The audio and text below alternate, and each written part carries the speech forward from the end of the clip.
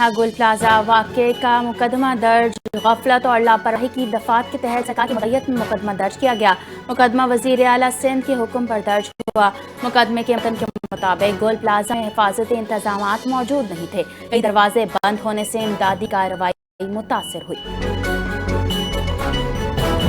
سانحہ گل پلازہ پر سوالات اٹھائے جا رہے ہیں۔ وزیر اعلیٰ سندھ لوگوں کو گمراہ کر رہے ہیں۔ ایم پاکستان کے سینئر رہنما ڈاکٹر فاروق ستار دیگر رہنماؤں کے ہمراہ پریس کانفرنس کہا، معاملے کی سنگینی سے توجہ ہٹانے کی کوشش کی جا رہی ہے۔ ہم نے الزام نہیں لگایا، صرف سوال پوچھے ہیں۔ وزیر اعلیٰ سندھ 22 اور میئر کراچی 23 گھنٹے بعد جائے وقوع پر پہنچے، عمارت بھی منہدم ہو گئی۔ فاروق ستار حقائق کو مسخ نہیں کر سکتے، سینئر وزیر شرجیل انعام میمن نے فاروق ستار کی پریس کانفرنس پر رد عمل دیتے ہوئے کہا، گل پلازہ سے متعلق غیر قانونی فیصلے 18ویں ترمیم سے پہلے ہوئے۔ لیز اور ریگولائزیشن کے وقت فاروق ستار میئر تھے۔ غیر قانونی تعمیرات کی بنیاد اسی دور میں رکھی گئی۔ گل پلازہ سانحہ دہائیوں کی غلط پالیسیوں کا نتیجہ قرار۔ غیر قانونی تعمیرات کو جائز قرار دینے والے آج جواب دیں۔ گل پلازہ کی بھسم شدہ عمارت 90% تک clear. Deputy commissioner south Javed نبی کھوسو نے بتایا کہ 10 سے 11 افراد تاحال لاپتہ ہیں۔ سرچ آپریشن کے دوران ملبے سے 4 DVR برآمد ہوئے۔ ملبے سے 1.5 کلو سونا اور 1 لاکھ سے زائد نقدی ملی، مالکان کے حوالے کر دیا گیا۔ پولیس سرجن ڈاکٹر سمیہ کے مطابق گل پلازہ سے 71 لاشیں اور انسانی باقیات ملے۔ اسحاق ڈار کو دبئی میں ایرانی وزیر خارجہ کا ٹیلی فون، خطے اور عالمی صورتحال پر تبادلہ خیال کیا گیا۔ ایران سے متعلق قراردادوں پر پاکستان کی حمایت پر تہران کا شکریہ۔ انسانی حقوق کونسل میں پاکستان کے موقف کو ایران کی بھرپور پذیرائی حاصل۔ وفاقی وزیر داخلہ محسن نقوی سے امریکی سفیر نیٹلی بیکر کی اہم ملاقات، پاک امریکہ تعلقات اور باہمی تعاون بڑھانے پر تفصیلی تبادلہ خیال۔ غیر قانونی امیگریشن کی روک تھام اور پری امیگریشن کلیئرنس نظام پر بات چیت۔ وفاقی وزیر داخلہ نے بتایا کہ جعلی ویزا نیٹ ورک کے خلاف مشترکہ کارروائی اور زیرو ٹالرنس پالیسی اپنائی جا رہی ہے۔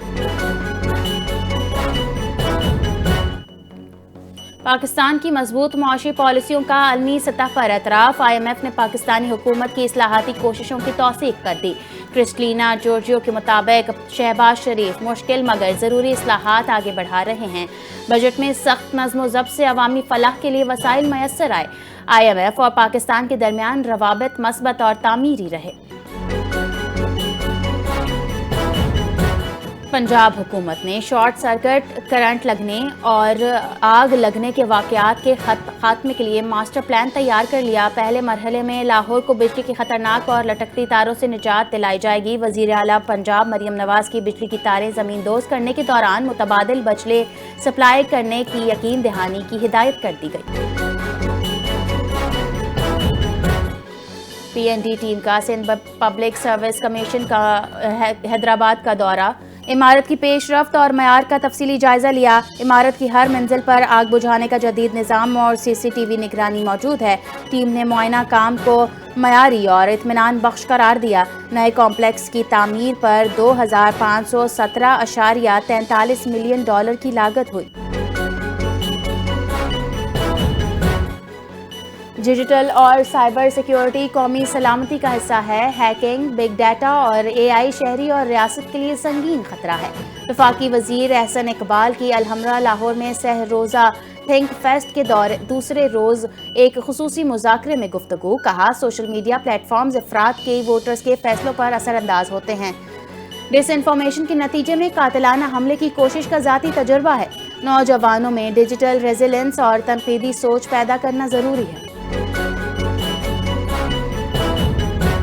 اسپیکر پنجاب اسمبلی اور بلغاریہ کی سفیر کی ملاقات، پاکستان بلغاریہ تعلقات میں اقتصادی اور پارلیمانی تعاون کو فروغ، پارلیمانی، ثقافتی اور تعلیمی وفود کے تبادلے تعلقات مضبوط کریں گے۔